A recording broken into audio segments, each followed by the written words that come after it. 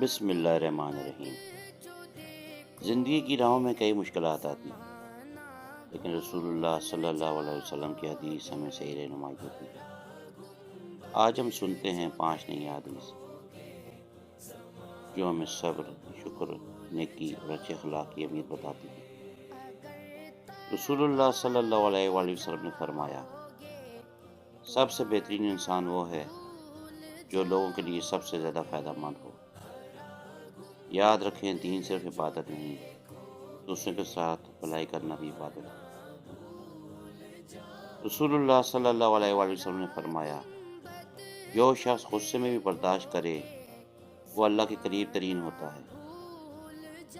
صبر اور برداشت غصے پر قابو پانے سے شروع ہوتا ہے۔ رسول اللہ صلی اللہ علیہ وآلہ وسلم نے فرمایا، مسلمان وہ ہے جس کی زبان اور ہاتھ سے دوسرے مسلمان محفوظ رہیں۔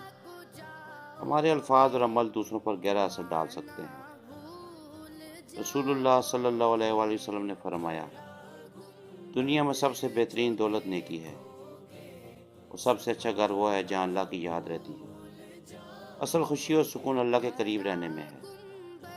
رسول اللہ صلی اللہ علیہ وآلہ وسلم نے فرمایا، جو شخص کسی یتیم کا بھلا کرے اللہ قیامت کے دن اس کے ساتھ ہوگا۔